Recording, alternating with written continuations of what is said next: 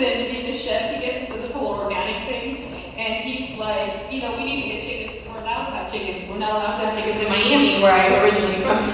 And so I fought him for a good 2 years, and he's like, it's not fair that we have to buy these these eggs at the supermarket, but we can actually have chickens legally in Seattle. You're allowed to have up to 4 chickens. They have to be hens, not roosters, because they make a lot of noise. And so finally he convinced me, and we got 4. My family is a member of 4 members of our family, so we each got to name our chickens. Mine is called Jennifer Lopez. and Jennifer died like 2 days ago. And my husband tried to revive her, and so she didn't make it. I don't know what happened. She was feeling sick, I don't know. And now my husband doesn't want to eat chicken because he tried to revive Jennifer, and Jennifer died. So that's your story. I'm so happy to be here. Thank you so much for having me. You guys are a good-looking crowd. Turn to your neighbor and say, you look good today. Yeah. Now turn to the neighbor you just ignored and tell them they look good too.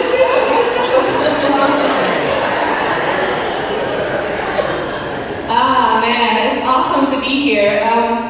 I was excited about coming. It's my first time in Kansas. All of us know Kansas, if you're not from Kansas, because obviously of the Wizard of Oz, and so you always think, Kansas tornado, and I was hoping, that we could have a tornado or something, and so, and so we did. Last night, 3 a.m., you hear the sirens, and I'm like, oh, I think that's a tornado. Don't know what I'm supposed to do, so I'm just gonna stay in bed and write it out. So, yeah, I would have died had it came to me. But stories. Yes, I am a storyteller at Microsoft, and when I took this job, I had no idea what was going to happen. No idea. They brought me from Miami. I was already working. I was leading 3 social media channels, global English, Spanish, and Portuguese at Microsoft, and they called me up and they said, hey Miri, we want somebody like you to come tell our stories about digital transformation and make them really good. And I was like, oh, okay. And our chief digital officer, Kurt Delveni, he had just moved from office. He was the VP of the Office product at Microsoft. And they moved him over to lead the digital transformation within Microsoft. And so what he set out to do was he created a 21-page Microsoft-style document with 11 initiatives in 6 functional areas. Don't ask me what they were, because nobody remembers those things. But his task to me was to say, take this whole thing and turn them into stories. And not just regular stories, turn them into good stories. And so I failed. I was like, where do I even begin? 3 months. I could not break the story. It was so hard. It was so hard. And from that experience, I learned a whole lot, because that's when you learn the most is when you fail. So what I'm here to do today is show you how I failed, and how you don't have to fail, because I already failed for you, and how it worked. And so this is going to be an interactive show, an interactive communication, interactive, connection. I hate that I have to be on stage because I know that we're recording it. I love to walk the floor, but I do expect all of you to talk back to me. I want to have this conversation. There's papers, there's things that we're going to do, so it's a workshop style. This is not a keynote, so I do expect all of you to interact with me, ask the questions, raise your hands, and I do want to make sure all of you walk out with something tangible, a story, something that you want to go implement where you are in your own space, because this is all applicable to all of us where we are. But why stories? Well, simple. The machines are here, right? Robots are here. They may not look like this, they look a little bit more like that. And if you ask me, that's even scarier. Do you know what I mean? They're looking a lot like us, they're talking like us. There's predictions happening about these robots and what they're going to be doing in the next years. It's a little bit scary when you think about it. Predictions like this. I mean, it's like they're going to be able to write a best-selling book very soon. Look at this, working as a surgeon. That's insane. Think about that. I have 2 boys, and as a mother, I can't even imagine going to like an ER room. Hopefully, I don't ever have to do this. But bringing my son in for emergency type surgery. Surgeon comes out. I've never met this person in my life, right? And he or she says, "Hey, sign these papers. I gotta go operate on your son's brain right away." And I don't know who this dude is. I don't know if they got mad last night at their loved one. I don't know if they got drunk last night. You know what I mean? I have no idea who he is. And if I had to choose between that surgeon and a robot who has been coded to actually do this with no human error or emotion, I'd probably choose the robot. Just let you know, as a mom. So think about this. There's another prediction that in 5 years, robots are going to be 5 billion, not million, billion times smarter than you and I. That's insane. And when you think about this, I can't help but think, what is happening in our world in the connected digital era today? Look at this, information, data. I know you guys were, a few of you were just like, data maybe? I'm a data freak, we are at Microsoft. This is happening, information is floating around, and we started with something back in the 90s called kilobytes. We're now to something called yottabyte, a number I can't even pronounce. This stuff is happening, and you're connecting your data right now, and all of this is happening as we speak. As you're tweeting, as you're putting stuff on Facebook, information is gathering, the cloud is gathering it right now, and machine learning is finding patterns, and robots are making it actionable, and IoT information is automating collections, and then of course MR, VR, all this stuff is happening in front of us, coming alive in front of us. This data is happening, and it's coming alive, and I can't help but think there's a standoff between man and machine, right? And if they're gonna go be smarter than us in just 5 years, where does that leave us in our jobs? Where do we go now, right? They're gonna go do it way better. I'll tell you where we're gonna go. At Microsoft, we are clearly driving a lot of this technology, it's AI. And it's what our Satya Nadella, our CEO, is calling amplifying human ingenuity. That means creativity, and connection, and stories. That's what that means. That means we're gonna get to do a lot of that stuff. We're gonna let the robots go do the minutiae, boring, operational stuff, and you and I are gonna spend time, like we're gonna do today, just now, creating things, having fun with things. We're gonna let them execute, and we're gonna go create those things. It's what we call amplifying human ingenuity, and we're gonna direct these robots to do something greater, for the greater good. And at Microsoft, it looks a little bit like this.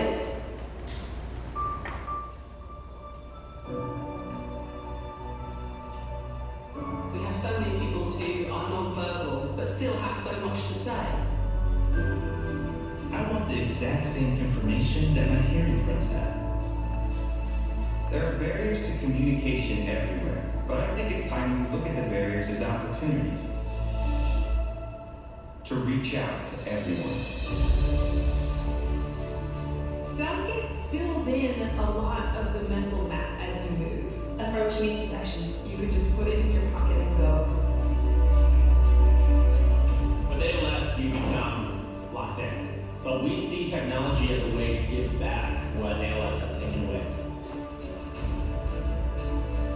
There's no better feeling than to hear a child say something that they wanted to say, and the look on their face after they've been able to say it. When it's reading, I see spaces between the words, and it's easier to focus on. I realized that here was something that could change his life.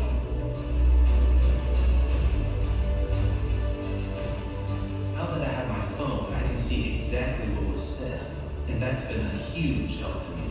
The system is learning as it goes, and the accuracy has improved tremendously. Students can pick any language that they choose to receive the information. It's like we've jumped into the future. Because communication is very important for all of us, and we just want to be together and not feel left out. Des personnes avec autisme à communiquer, il y a des images. Je parle, je donne une information à Arthur et elle est traduite par l'application Picto instantanément en pictogramme et après d'une façon orale. Va t'habiller et te brosser les dents. On va pouvoir remettre en place une communication qui est plus spontanée. Je crois que ça aide à recréer du lien. Both my wife and I are totally blind, and we have a 3-year-old son that's in preschool. He can see, but his parents can't. So to be able to know what's going on in school is everything. The Seeing AI app has the ability to allow me access to the visual world. Artificial intelligence is beginning to have an impact on the lives of people with disabilities, but it's only going to grow. There is still so much out there to be done.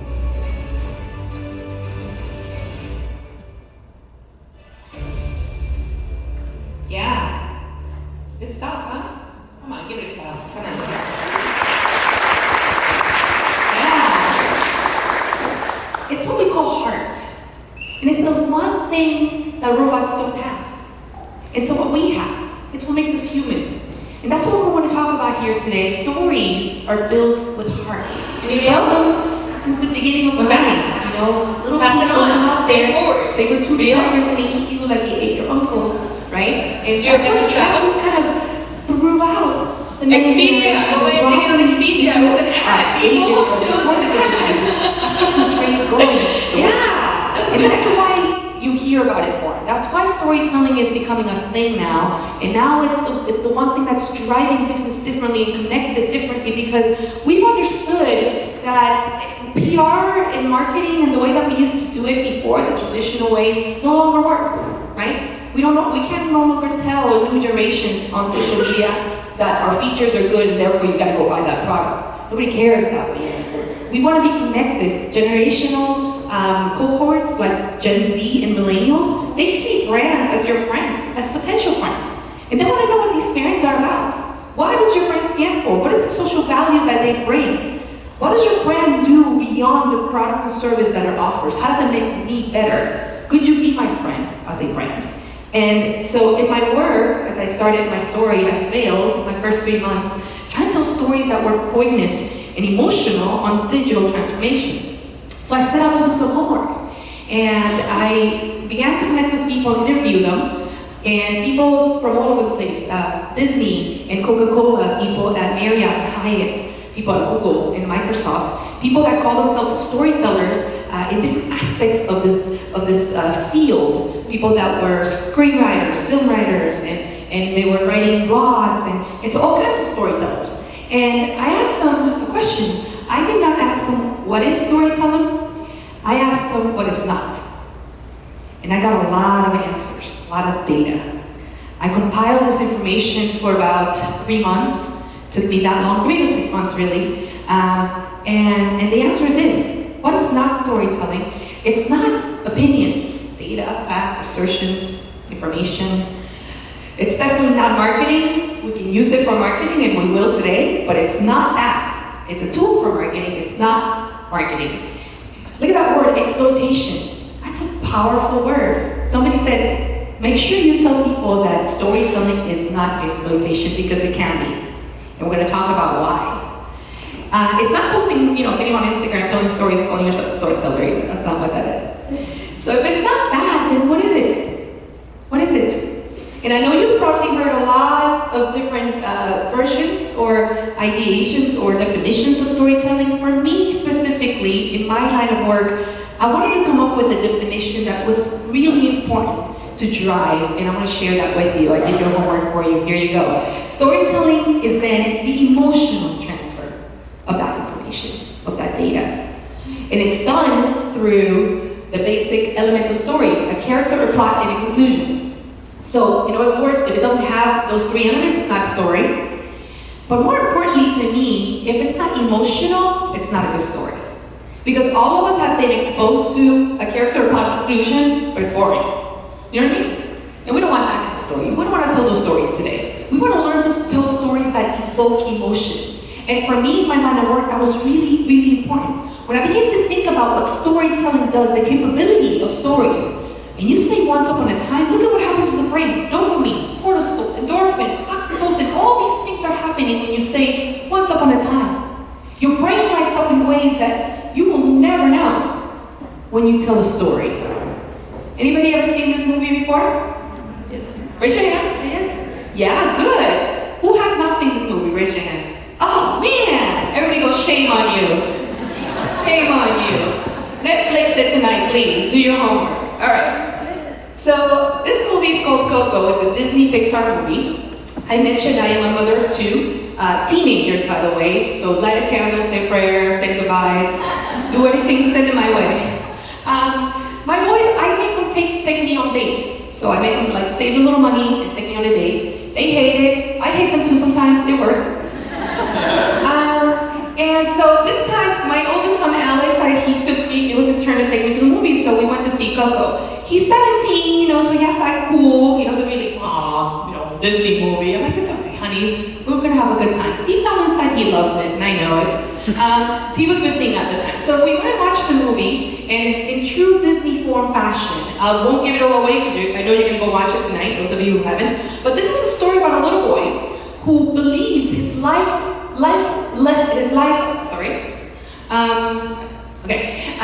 calling is to play the guitar. That's what he was born to do. But for some unforeseen circumstances and historical circumstances, he is not able to do that.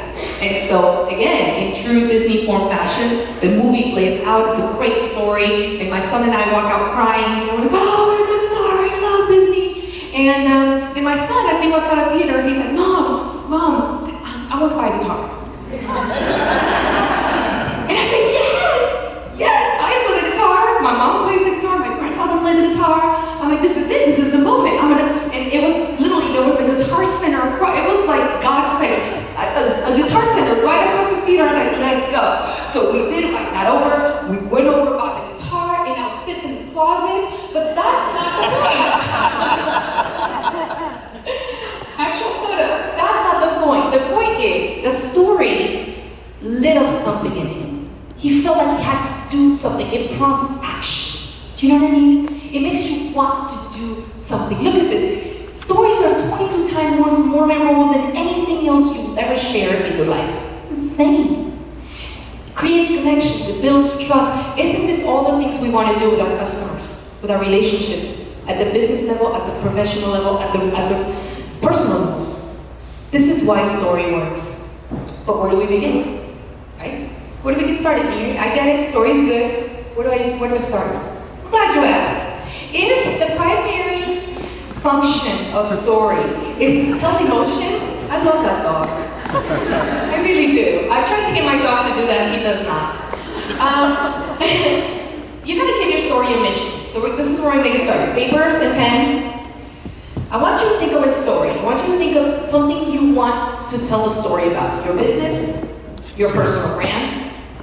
Okay, and we're going to use this template, very simple template, to build your story today. You got to give your story a mission. It has to set out to go and do something for you. You can't just say once upon a time, drop it somewhere, tell a story, and tweet about it, and you're done. Your story has to do something. You have to be able to track it, and you have to know if it was successful. So to do this, first thing you have to do is you have to understand who you're going to dedicate that story to. Your audience. Who is that? Who is your audience?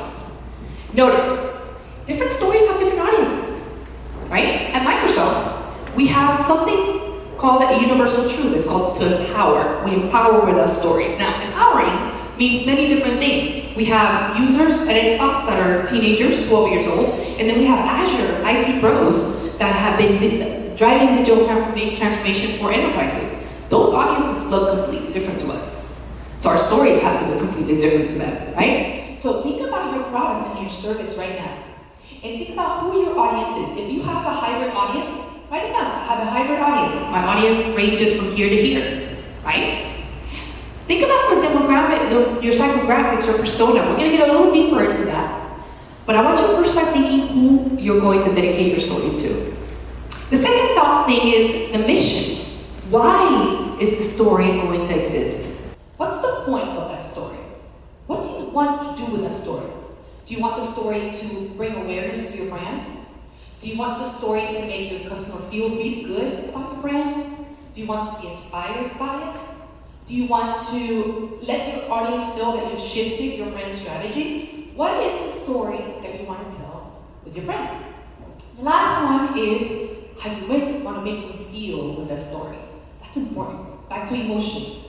If your story doesn't have a feeling attached to it, it may not land the way you want it to land. It may not be successful. How do we do this at the digital transformation stage? We had a hard time, I tell you, but we did it because we set out the story mission. I'm going to share my personal story mission. That's a personal brand story because I think it's easier than just digital transformation. For me, when I began my personal brand story, I had just started at Microsoft. I was recruited 7 years ago. And when I came in, I was really excited to be at Microsoft. Wow, great company, you know, I'm excited to be here. I was asked to lead the readiness efforts and operations for Latin America. And as soon as I came in, I was taken out to lunch, for my welcome lunch. And originally from Venezuela. I was born in Venezuela. And so a bunch of Venezuelan people, oh, she's from Venezuela, let's take her out. Took me out, it was nice. And as soon as I sat down at lunch, the first question they asked me was, so what school did you go to? What university? Venezuela. Status, right? Well, I was actually not from Caracas, which is where a lot of people are from. I was born in the slums. My school was not known because it was a very poor school from a very poor neighborhood. And so I sat there and I mentioned the name of my school. Clearly they didn't know what it was. And immediately began a story of I did not belong at Microsoft.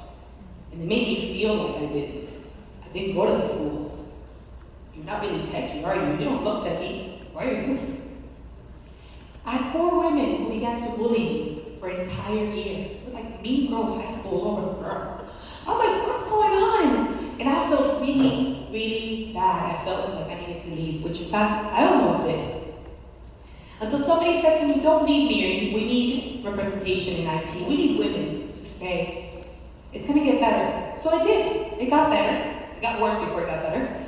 But it got better. And I set out to make my story at that very moment. I said, why would I stay if I stay? And what will my mission be? What will my story be about? I wanted to share that story because there was older, younger women coming in who were probably going to get treated that way too. And I wanted to tell them, listen, if I make it, you can make it. Believe me, you're gonna be fine, right? So my mission, my brand was dedicated to those young women. And my idea, my mission of the story was to help them understand that they were going to be okay. The feeling I wanted them to know from my story, when I shared that story with them, was that they were going to get security, they were going to be okay. There was a feeling of security that, hey, you come into IT, we're pioneering this thing, it's not baked. You know, I can't help but think, what is happening in our world in the connected digital era today? That's okay.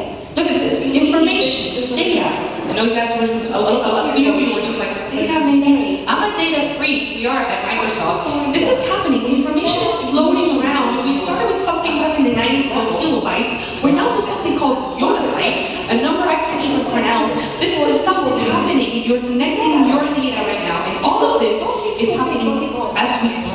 As you're tweeting, as you're putting stuff on Facebook, information is gathering, the cloud is gathering right now, and machine learning is finding patterns, and robots are making it actionable, and IoT information is automating collections, and then of course MR, ER, all this stuff is happening in front of us. It's coming alive in front of us. This data is happening, and it's coming alive. And I can't help but think there's a standoff between man and machine, right? And if they're going to be smart enough in just 5 years, what does that leave us in our jobs?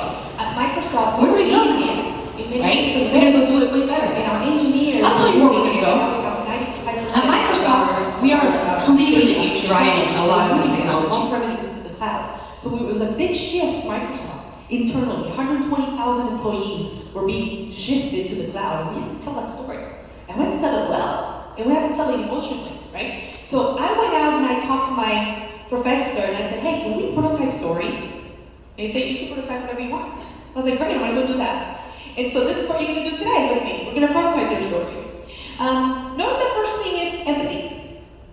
That's where it starts. And notice that actually, it's a cycle. It begins and ends with empathy. Storytelling begins with empathy. And that's the very first thing you need to know today. Because if you're not empathetic, your story's not going to land.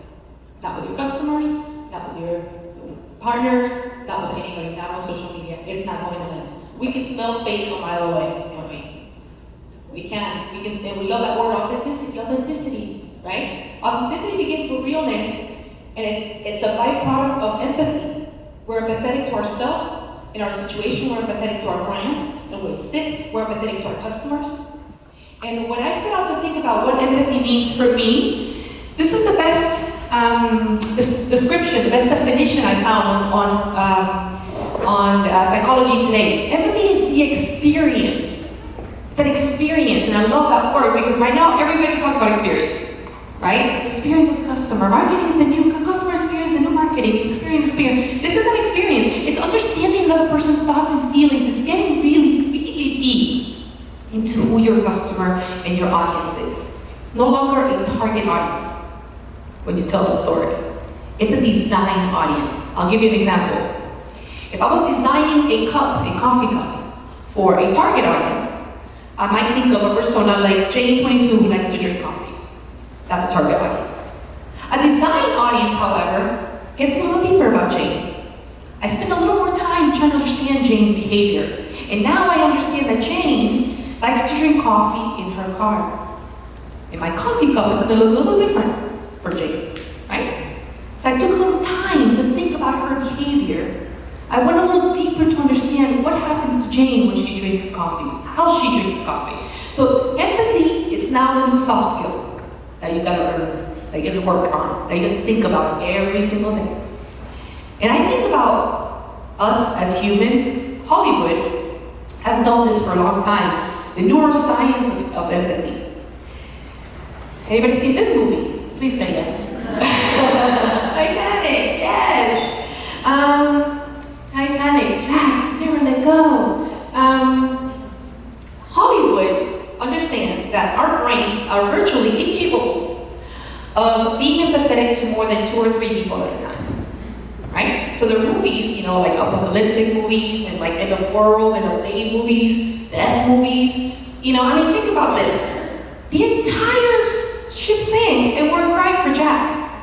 Do you know what I mean? Everybody else around him died too, people. Nobody cares. Nobody cares. We don't care. That's how the brain works, by the way. It's not, don't feel bad. That's how we work. So there needs to be, we need to really work on our empathy factor because we are incapable of being empathetic to a whole lot of people, right? There's a study that was done from neuroscience. This is an actual footage of that study. And the study brought a control group of people into a room. The very first group defined themselves as just humans. They did not associate themselves with any religious affiliation or any gender affiliation. They just said, we're human. And so during the study, they brought people in. They lined them up with these sensors in the brain for pain. And so when this happened and this hand got stabbed in front of them with a syringe, people watching this, you know, the sensors lit up. Ooh, that feels like it hurts, right? Great, move the group along. Next group came along. This group was a group of Christians. They identified as Christians. I'm not knocking on Christian people in the room because I am one. So I just want to give you an idea of what happened when this occurred. This is actual footage. Christians came in the room and the hand was stabbed again. Same thing, you know, sensors, hand, only this time the hand was labeled atheist, Muslim, Scientologist. And guess what happened? A Christian's friends felt little pain for them, just a little bit. Because our brains are hardwired to not feel for other people that we don't associate with. That's how we're hardwired. And that's why empathy is a thing right now. And we have to work on it. It is a daily act. And it's a daily effort that you have to make to tell the story right. If you don't do it, your story can be all good on the outside, dressed up really nicely. It's not going to land. It's not going to land. So first thing, stay curious about your humanity. Remind yourselves that we're all human at the core level. Remind yourselves every day to stop just for 5 seconds. If you really ask somebody, hey, how you doing? Wait for a response. Right? Wait for a response. My trick has been, I wait 3 seconds before I say something to somebody after we started a conversation. I count in my head 3 seconds. And you wouldn't believe how that changed my life and how I become empathetic to other people and listen to them and make them feel heard. So stay curious about your humanity. Challenge your biases. Understand that we have them. We are not going to get rid of them. We are judging each other. I know you're judging me right now. It's okay. I'm judging you too. It's fine. It's what we do. But challenge it. Challenge. Ask yourself why. Challenge it. And listen. And I don't mean with your ears and your sentiment systems. I mean with your heart. I mean with your heart. So we're going to start with empathy today in your storytelling.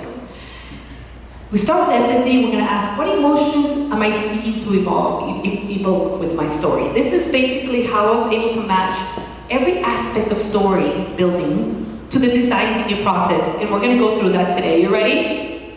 Yes. Are you ready? Yes. All right, let's get started. First thing, empathizing. Turn your target audience into design audience. Get beyond demographics. Define the universal truth for your audience. Revisit your brand mission. List the emotions you want to evoke. The very first thing you're going to do today is you're going to find the universal truth for your brand and for your story. What is the universal truth? I'm glad you asked. Universal truth is what you see here. You'll see Maslow's pyramid of needs. I don't necessarily have to agree with this theory. I just want to showcase in this theory that we all have needs. Physical needs, biological needs, psychological needs, emotional needs. Things that robots don't have, right? So because we have needs, your story will only land really good if it appeals to one of those needs, okay? If it talks to a need. Example, at Microsoft, our story is about empowerment, to empower every person in an organization on the planet. That's our mission. That wasn't our mission before. I'll talk about that in a little bit. We used to be another mission. We changed it. We said, hey, we want our mission to be to empower every person in an organization on the planet. Everybody knows what it feels like to be empowered. You and I know. I don't have to explain to you empowerment. I don't have to explain to you what it feels to not feel empowered. Embarrassment, another universal feeling. Everybody knows what that looks like. Anybody know embarrassment? You want to hear an embarrassing story? Do you? Yes. All right, I'll tell you an embarrassing story. Anybody had to work at a bank before? Bank? Yeah, raise your hand, loud and proud. Yeah. If you ever work at a bank, you know very well the very strict dress code that exists at a bank. Okay? I lived in Miami, and my first job was a teller at Bank Atlantic, 16 years old. I was a part-time teller after school. And I was not happy about a dress code. I'm 16, I'm on the market, I need a boyfriend, you know what I mean? And I wasn't happy. And so the dress code was, if you were a woman, a girl, you had to wear a skirt, kind of like this, you know, like over the knee, because if it was above the knee, it was considered a mini skirt. And I'm like, dude, we live in Miami, do you know what a mini skirt really looks like, right? I'm like, that's not gonna work. So these pencil skirts were, you know, I was like, if I must wear a skirt like that, I'm gonna wear a cute skirt. I'm gonna go buy a cute skirt. So I went and bought this really cute skirt for my first day at work. It was a pencil skirt, you women know what I mean, very kind of tight skirt down to the bottom. It had this big bow in the back, and it had like buttons all the way from the top to the bottom. And I was like, yeah, cool, you know, if I can wear mini, I'm gonna wear that. So I went, I was excited, first day at work. The car parking lot was right across the street from the entrance, so we parked. I got there, I'm excited, it's my first day, and I get out and I remember, oh, I forgot something in the car. So I come back to retrieve it, I do this number, and my skirt opens up and it lands in front of me. And I just bam, and I was like, oh, right? And it was like, it felt like an eternity, it was probably like 30 seconds, but I'm like, oh my gosh, first thing that comes to mind is like, am I wearing good underwear? You know what I mean? You women know. And I was like, yes, check, okay, good, what's next? And this lady coming out of nowhere, she had a sweater on her in 90-degree weather, don't ask why. She came and like put it around me, she shoved me in the car, and for the next 3 months I was known as Pencil Skirt Lady, not a good name.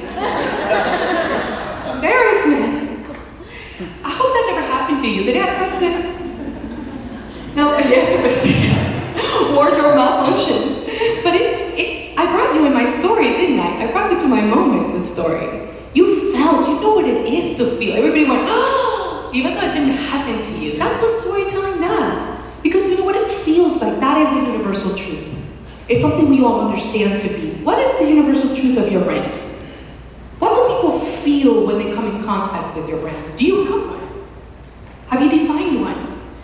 It's time to do that. It's time to think about the universal truth of your brand. What feeling is your story sparking? Second thing, it's defining your characters. Now this is going to be a good exercise, and I'm going to need a couple of volunteers. A couple of volunteers, can you raise your hands and come on stage? I have a couple prizes, so come on up. 2, right here, come on. Excellent. We're going to define the characters in our story. So we have to define our audience, we have to define the universal truth based on emotion, sparking emotion. Come on, give them a hand. Yeah, hi Andy, nice to meet you. I know you. All right, introduce yourself and where you're from. Miri, I'm from WSU Tech. Atlanta, Georgia. Brianna. Brianna, excellent. Thank you, Brianna. All right, cool. So, I just want to know, do you guys recognize this kind of like this little story tell here? Do you know what that looks like, the graphic? Yeah, what do you think? It's the 3 bears, isn't it? It's 3 bears? Everybody agree? Goldilocks? Yeah? Okay, everybody heard that story before? Goldilocks? Excellent, cool. All right, so, Brianna, tell me, actually sing to me. She sings. You didn't know that, right? Oh, surprise factor. Sing to me the Goldilocks story. I'm putting her on the spot right now, obviously. If you want to periscope this, you can. Here you go. The Goldilocks story. Do you know the Goldilocks story?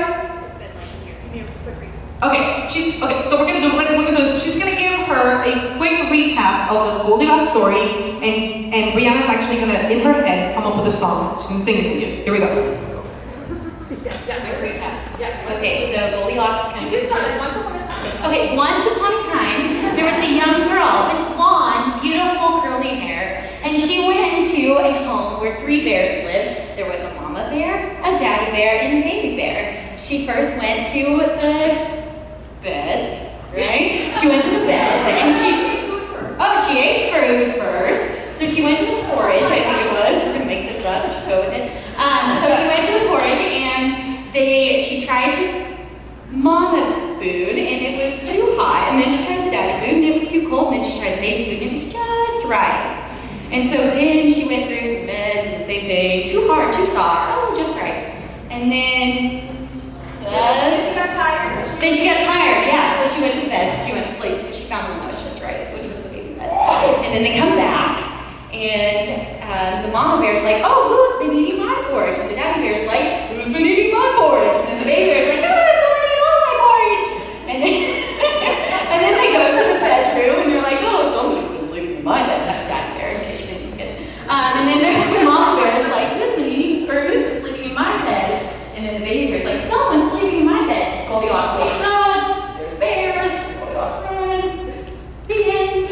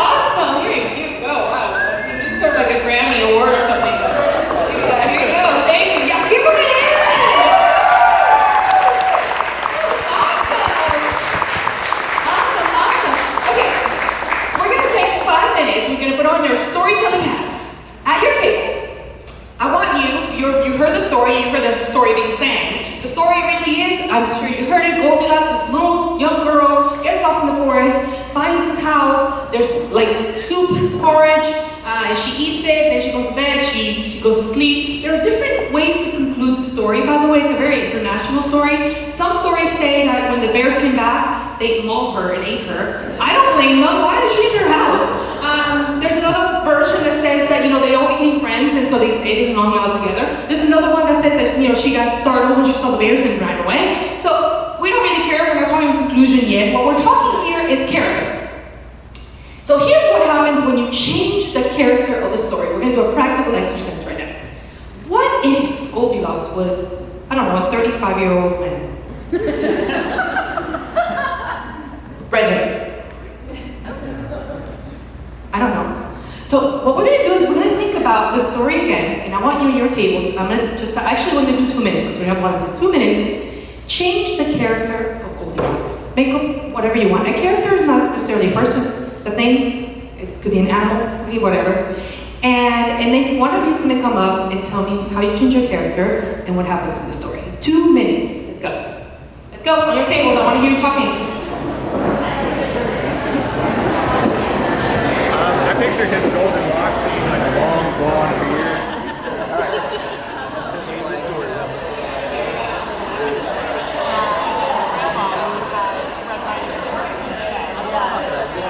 For something else to be one of those things.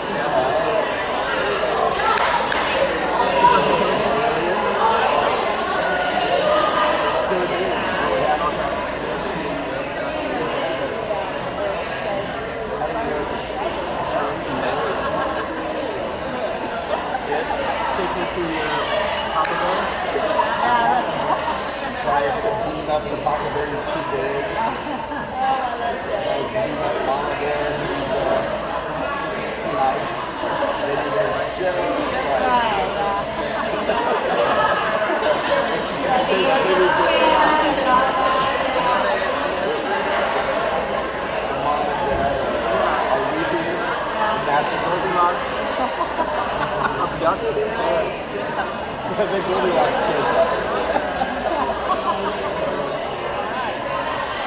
Okay, 1 minute, 1 minute. I see that now. Baby bear coming back to my windows.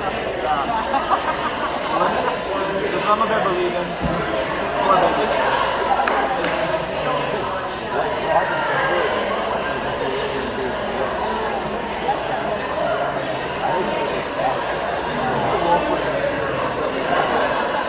Red Riding Hood.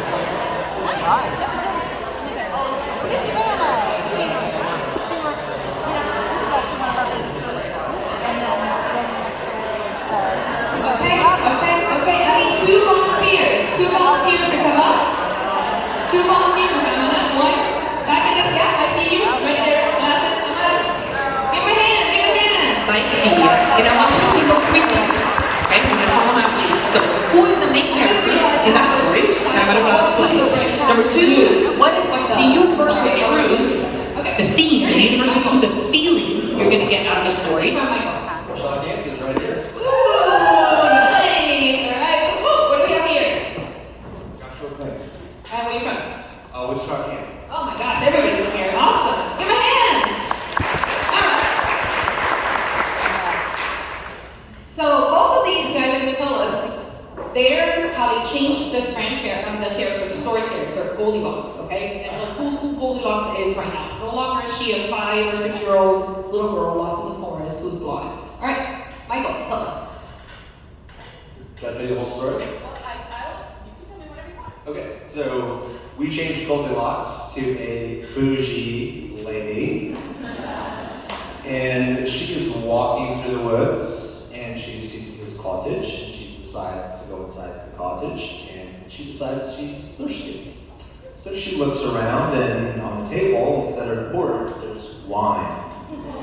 And she sees one glass that she takes a sip and Is it red or white? it is, well, that first glass that she takes a sip, it's a little bit sweet. Turns out it's Moscato. She's like, nah, this isn't really wine, so she puts some Moscato.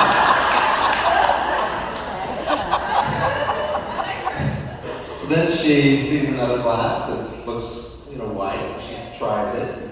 And she thinks it's pretty good, but it's Chardonnay, but it wasn't quite her thing. So finally she sees a red glass and she drinks that, and it's a wonderful Zinfandel. And she's like, this is what I've been looking for my whole life. So after drinking the wine, she gets a little bit sleepy. So she looks for a place to lounge, and she sees a little chair in the corner that she sits in, but it's a little bit stiff. So she decides she'll try a recliner, which is a little bit better, but not quite comfortable enough because she can't get her head in the right spot. Right? So then finally she decides to lay on a nice squishy couch where she passes out till she's woken up by 3 angry women. They're all single and divorced and from my school. And they wake her up and she does the only thing she knows that she can do is she goes back into the kitchen, she brings 3 more glasses, she pours them all some wine, and they all become best friends.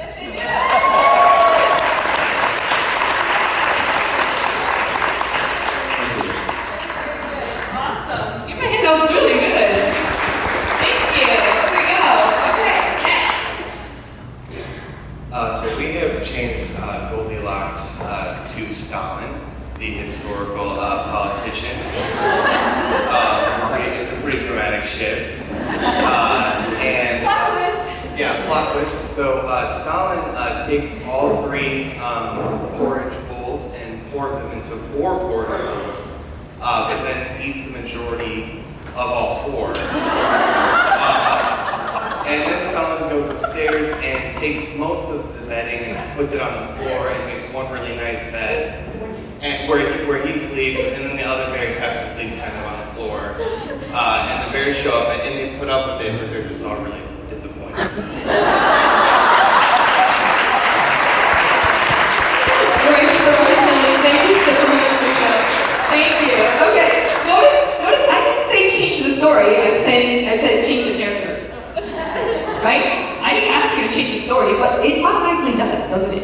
It's a direct result, and this is where the character in your story plays a major part, and you have to define your character. For us at Microsoft, as I mentioned before, our original character in our story, our main character, was really a PC. You know, Bill set out to say, hey, I want a PC on every desk in every home. Did we do that? Yeah, we did. So that's why I'm here. Thank you, Bill. But then Satya came along and he decided, you know, we're gonna, though a PC on every desk in every home is empowering, the theme of our story remains the same. By switching the character in our story, we fundamentally changed the way we do business at Microsoft. We went from a PC or a product-focused company to a people-focused company. And now people and organizations became the main character. We actually became the sidekick, not the hero in our story. You must define what your brand does and where it sits in the brand story. Is your brand the hero of its story?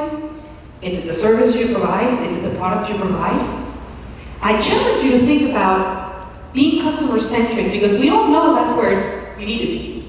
But is your story really telling that story to your customer? Do they feel that they are the central character and that they're the hero in the story?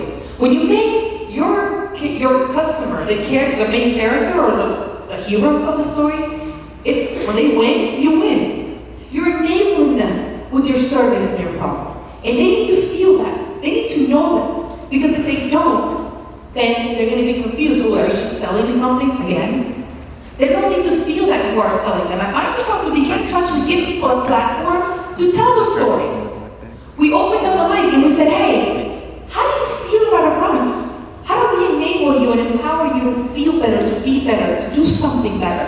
These are stories of real people. Ariela's sister is a friend of mine. I met her in Morocco. Her story is remarkable. She used Skype and Surface products because she is from El Salvador, a country that is ravaged by gang members and MS-13 gangs and rival gangs. And she started hiring these kids from the streets who not normally get hired. They may have a record or they may be going into gangs. And she had compassion, she had empathy on them, and she started hiring them to make them artisans, to build these hand-woven jewelry products. But the problem was that she was hiring from different old gangs, and so there were rival gangs. So she couldn't have them all together in one place and train them. So she started using Surface, and she started using Skype to train them remotely so they wouldn't have any altercations. And we heard the story, we picked it up. We talked about it, we brought her over, and she told the story. And it was so poignant and so real that Shonda Rhimes picked it up. She's now kind of a celebrity in her own space, good for her. But when she went back to her country, she had to go in hiding for 3 months because the story went viral. This goes to show that we're not talking about services. We weren't talking about the next feature of our Surface product. We were talking about how our service helped somebody. And so now you have to think about in your own brand story, how do you tell the stories? This is a very good example of digital transformation stories. Here is Pete Apple, engineer that I worked with. These are his stories. And when I first came to him about digital transformation, I don't know if you've ever worked with an engineer before. Any engineers in your house? Oh, okay, oh, good. They don't really like to tell stories. It's true, they just want to, you want a story, here's an IoT device. It tells the story for you. And I'm like, no, I want a story. So I spent a lot of time trying to get stories from these type of engineers. And as you can see here, he's wearing hats now and flying paper planes. It took us a while to get there with engineers. But what I did was I started asking our engineers to tell the stories, why? Why are you here and not at Google doing this? Why are you not at Amazon? The stories began to pour. It gets personal, it gets empathetic. It gets to the core of who we are in our humanity. Become vulnerable in your storytelling and bring it back to who we are. And that's when it begins to work and stories begin to pour. At Microsoft, we began to think about achievement as the goal or the mission of our story. If empowerment is our universal truth, empowering someone helps them achieve something. So our chief storyteller, Steve Clayton, created this kind of a threshold idea of what it means to tell a story. If our product helps you do something, it's an achievement. It doesn't really matter. So we have stories of movement, we have stories of heroic, we have stories of being better, we have stories of getting somewhere. If a service helped you, save a puppy from drowning, that's a story. We don't care. We're not going to call it non-achievement. That's achievement in your mind. Fine, tell the story. Be open to what your customers are saying about your products and how they are enabled, how they are made better about what you do. In every space, and I don't care what kind of organization or industry you're in, you're there and the brand exists because there was a need in the market for something. So go back to that need and go back to that feeling and tell that story and make sure your customers are talking about the stories. Create the platform. Ideation to the next phase in prototyping your story. This is an example of a brainstorming exercise which we're going to do today. Another exercise. This one's going to take a little longer, 5 minutes. I like to use this one specifically. You can use whatever you want. It really is brainstorming. You have to brainstorm ways to tell a story. How many ways can we design a story? How many concepts can we get out of the story? With this one, this is called Scamper. I'm sure some of you have heard of it. And this is basically an acronym for finding different ways to tell the story in different angles. This brings inclusion to your story. So I need to put someone on the spot. I don't have prizes, so your prizes that you're going to get on stage. Can somebody please come up here and share a story? Somebody, anybody? Come on up, somebody. Okay, come on up. Give me a hand.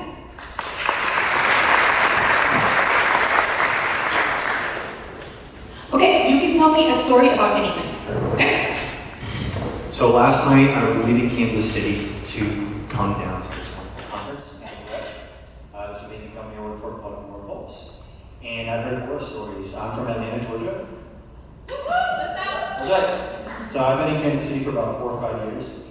And just heard horror stories about like driving here all the way across the state to Wichita or Denver.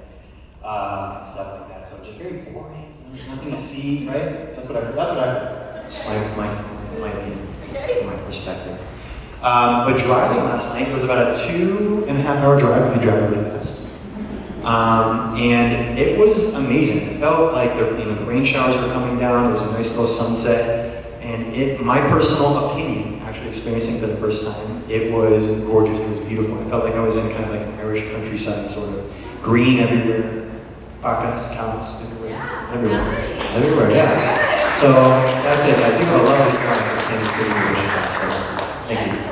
Awesome. You stay here. We're going to scamper the heck out of this story. Okay, so the first thing is substitute something in your story. So tell the same story, and now you're going to substitute something. You can substitute a character, you can substitute a landscape, whatever.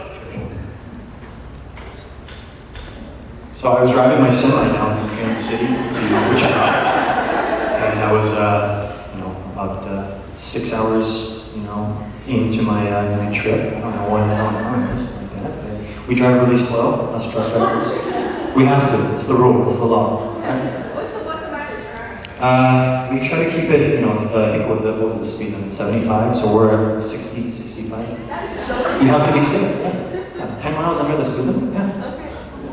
So I was driving, I was getting sleepy, I had to pull over. There's this nice scenic bridge coming from Kansas City down 35. Does anyone know what I'm talking about? Yeah, bizarre. It was bizarre. I was like, wow.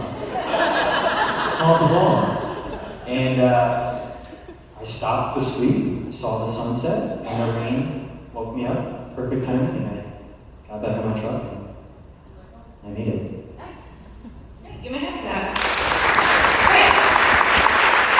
And I'm going to combine something. No, you're not going anywhere. You're staying right here. So we're going to combine something. Combine maybe, not add, but combine something in the story. Maybe combine time frames, combine characters, combine, what's that? Yeah. All right. So I was driving my truck last night from Kansas City to Wichita, and this ding dong, this black Camry, was going super fast. I'm trying to keep it nice and easy, enjoying the scenery, going 65 miles an hour, 10 miles over the speed limit. And this dude from Missouri flew past me going about 85 miles an hour, and he was Snapchatting the cows in the field and stuff like that, which won't do that. It's very unsafe. So. As a city truck driver, we admonish those consumer drivers, as we call them, and how those people are. So, combination. Nice. Give me a hand. Okay, now we're going to make it a little more fun. He needs to adapt something. Call out what you want him to adapt for the story next. Yes. Okay, he's making up a hitchhiker from the prison. So I was driving my truck from Kansas City to Wichita, and I learned a couple of things. One, there's a place called Emporia, and you can make a turn there to Wichita. And it's the same highway, so I don't know when you turn. Anyway, and there's a jail there, and I saw this person on the side of the road. I usually don't pick up hitchhikers because, it's not safe, sure. It's not safe. And I have something inside of me, empathy with this person. I saw something in their eyes that just resonated with this person. I picked them up, and they sat in the front seat, and we had a nice conversation, and I found out, I don't know how, but we were actually second cousins, which was an empathy I saw. So they're in my truck right now, and we're waiting pretty high. Let me keep the keys so he sees them, but yeah. Oh my Small God. world. Thank you so much.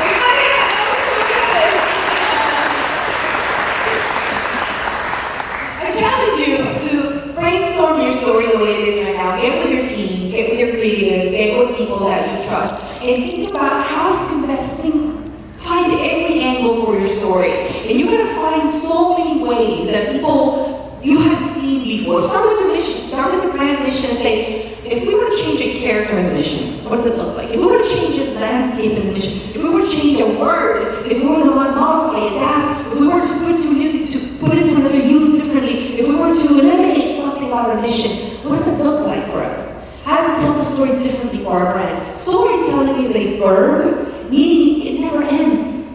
You will always be telling your brand story at every level all the time. It is a design thinking approach. You never have the story completely baked. So you have to continuously think about ways to creatively drive that story. Next is prototyping. You're going to think about how to tell the story. What techniques work best? This is here 8 basic ways to tell a story, not the main ways, and certainly not the only ways. What I want to showcase here is that you can tell a story in many different ways. If you're Latina like me, your stories live right here in the drama section. Skirts, chicken dying. And so that's the drama. That's actually called the mountain technique. The one that you see here in the middle, this guy is called Immediate Rest. It's a story that begins very dramatically. It starts actually with the climax, like, my mother died, bam. People go, ooh, and then you kind of wrap around the rest of the story. Now here you see the Lion King or the hero's journey storytelling technique. That's basically a lot of the stories, a lot of movies and songs and poetries are made of that. The hero's journey, everybody knows that one. I will be taking one of my sons to see The Lion King. They will not get a guitar out of that session, but we'll have fun. But this is basically ways to tell a story. And what I want to showcase here is, don't just think of one way.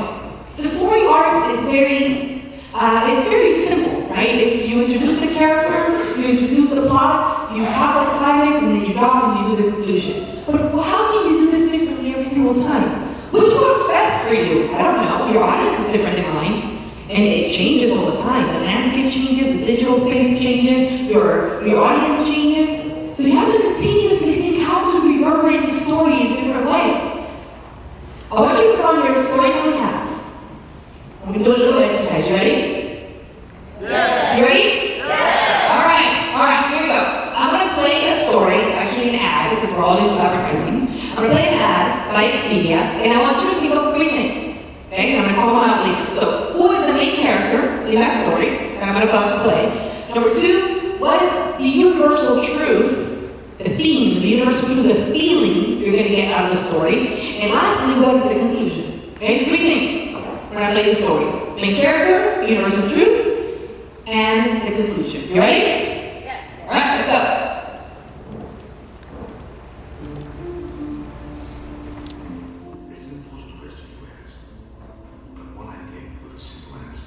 Can you hear it? You want it louder? Louder. Yeah. Let's make this louder. Right?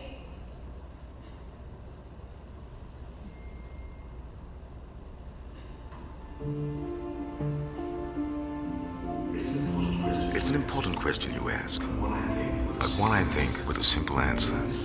We have this need, you and I, from the time we were little, to peek over our neighbor's fence. And once we do, we see there's wonder waiting on the other side. Every step you take brings the world one step closer. You'll narrow the influence of narrow minds. You'll bridge continents, puncture prejudice, and keep peace. You may not always know it at the time, but one day you will look back and see that you've made this world a better place. So, the question you asked me, what is the key? It's you. All right, my beautiful storytellers. Who is the main character in this story? Okay, I heard a couple things. Let's call them out. First one? I am. Us? I am? How many of you say I am? I'm the main character. Okay, anybody else have any other idea? The woman. Okay, woman being the main. How many of you agree with that? Woman is the main character? Okay. Anybody else? Any other characters? The storyteller? The narrator? I heard a storyteller? Okay, what do you mean by storyteller? The narrator. The narrator. Okay, so we have 3 characters. Narrator, we have you, and we have the woman. How many of you vote narrator? Raise your hand. Don't do this whole thing of maybe. Raise it up. Alright. How many of you say the woman? Raise your hands.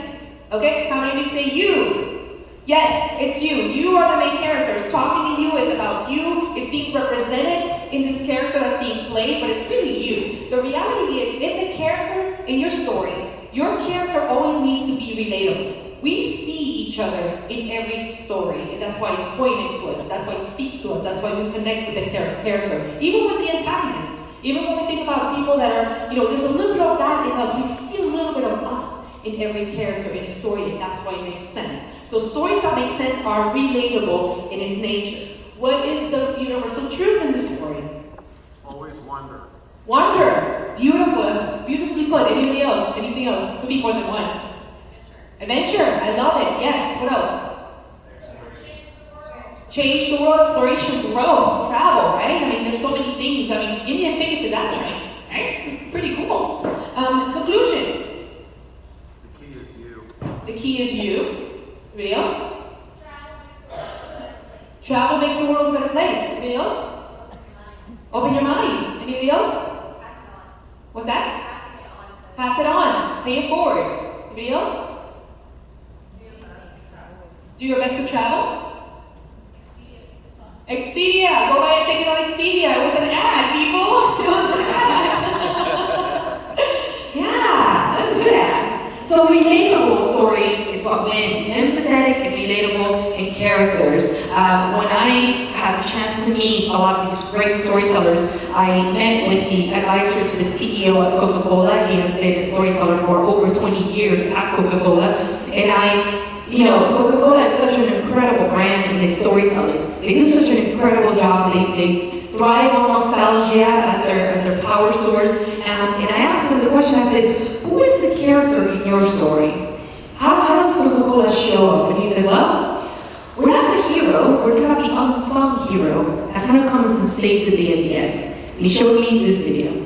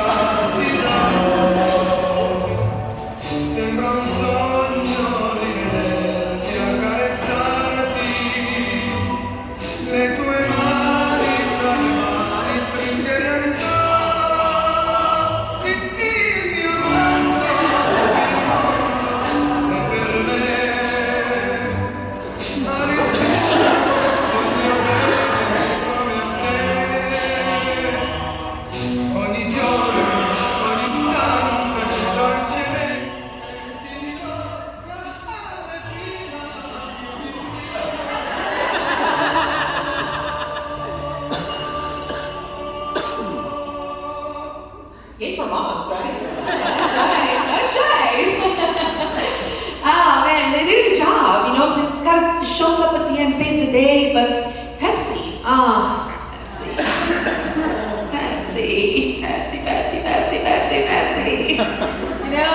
Not relatable. Well, we're in a moment in America where we're talking about social justice, getting out the streets to get our voices heard. Kendall or Kylie or whatever her name does not know what it is to understand this type of thing. She does not save the day, neither does Pepsi. It's not relatable. It's not relatable. And they tried and they failed because it's not relatable. Think about your audience, be empathetic.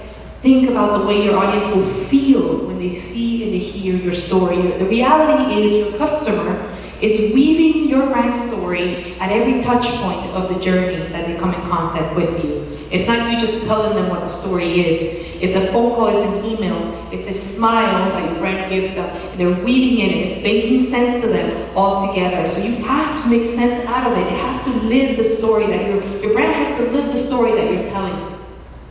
Last phase is testing it. What works, what won't?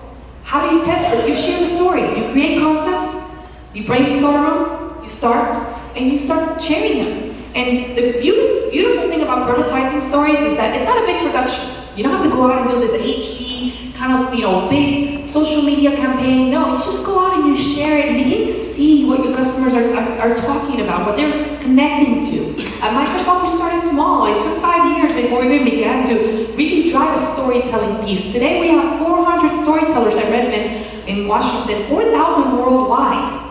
5 years in the making of a corporation who decided to shift the way we actually talk to our customers. Instead of the tech giant of buy my product because it's Windows, you have to. We changed it. Analyze your audience feedback, understand it. I personally, when I opened a group on LinkedIn, I asked my customer and I said, I'm working on a story, what do you think? Give me your feedback. Tell me if it makes sense. And you ask your customers to talk, they'll talk. And it's about them, isn't it? Give them the platform. Ask yourself, did the story evoke emotion? If you set out to inspire and people come out crying, it might not be a good story, right? I don't know. Think about your audience. Test it over and over and over again. Don't forget that storytelling is a verb. It is never ending. Stories are for your audience, not to them. What I mean by that is when you actually package up a story, you design it. You take time to understand your audience. You take time to understand the different ways the story can be told. time to actually craft different aspects and different pieces and different characters, and you scamper it and you play with it until you think it's gonna land best, and then you test it. If it doesn't, you go back and you do it again. That's packaging the stories for your audience, not to them, but just throwing it at them once upon a time. If it doesn't work, keep trying. And lastly, do it with heart. So one thing we get to do that the robots will not be able to do. Thank you so much for your time. I hope you learned something today.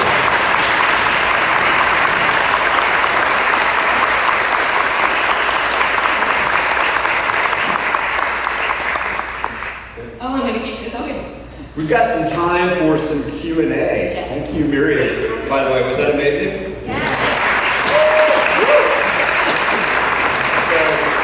If you've got a question, go ahead and raise your hand. I'm going to start us off with one. Tell us a story that you thought was really going to connect and it failed big time. Yes.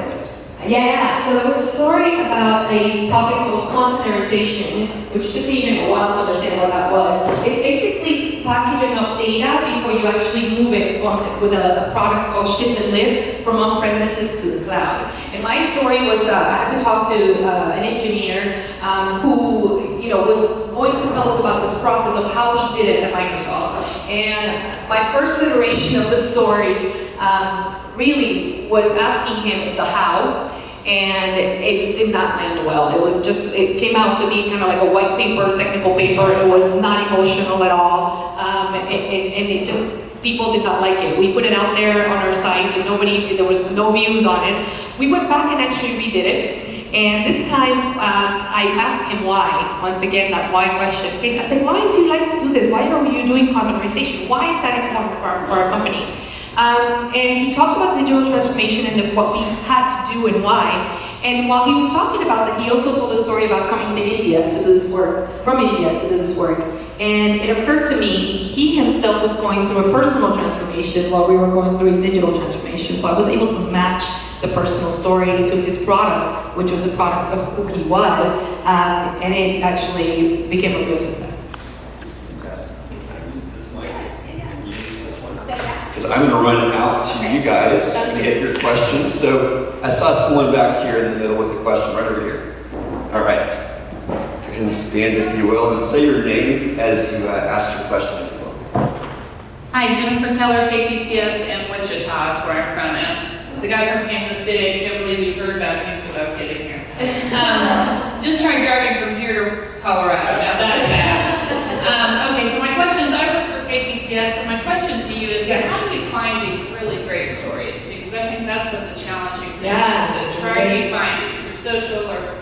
Yeah, great question. That's actually one of the things I talk about in my upcoming book. It's don't wait for the stories to find you, you've got to go find them. Stories are not as extraordinary in our head as we put them. Like, oh, my story's boring, or my brand, it doesn't really do much. No, it is. Actually, all stories are great if you think about the universal truth first and your audience. You find these stories in the most mundane places, in the places where you go to work and you ask your coworker, why did you come in and work here?